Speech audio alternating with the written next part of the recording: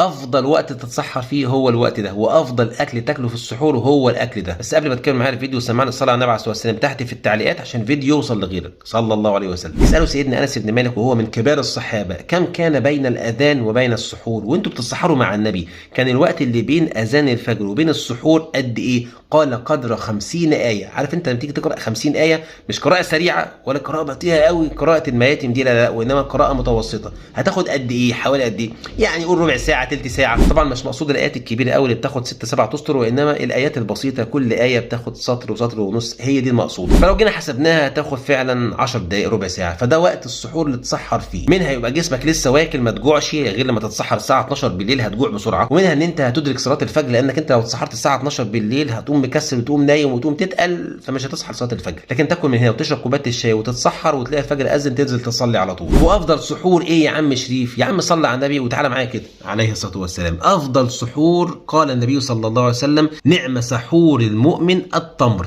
افضل سحور تتسحره التمرايه البلحايه. يعني ما ينفعش اكل غير كده، لا كل اللي انت عايزه، كل مكرونه بشاميل وكل رقاق وكل لحمه وكل فول وكل طعميه وكل عيش وكل جبنه وكل كل حاجه، بس خلي في وسط السحور شويه تمر، 3 تمرات تمرايه، يبقى انت كده طبقت سنه النبي صلى الله عليه وسلم. ما تخضش من شكلي، بس تسمع عن حاجه اسمها روزنامه. ايه روزنامه ده يا عم شريف؟ ده برنامج زي الفل هتنزله عندك على الموبايل فيه قران كريم. القران ده مش بس قراءه، هو فيه قراءه وفي انك انت تسمع كمان لاي شيخ انت بتحبه، بل اي صوره انت عاوز تسمعها ممكن تنزلها، عشان انت بتقرا اي صوره ممكن اي كلمه تقف قدامك، فلما تسمعها من الشيخ تعرف تقراها صح. فرصه احنا في رمضان وعاوز تسمع القران، فهتسمع وتقرا وان شاء الله تاخد ثواب كبير جدا. ابعت البرنامج ده لاي حد وعرفه البرنامج مهم جدا. وانت بتتابعني من على التيك توك هتلاقي فوق في البايو لينك البرنامج موجود، خش عليه ونزله. لو انت بتتابعني من على الفيس او اليوتيوب هسيب لك لينك البرنامج تحت في اول تعليق. ارجع معايا تاني كده. ايوه انا عاوزك تعمل شيل الكلمتين دول عشان غيرك ينتفع زي ما انت انتفعت. ما تنساش ان الدل على الخير كفاعله، واوعى تنسوا تصلوا على النبي عليه الصلاه والسلام.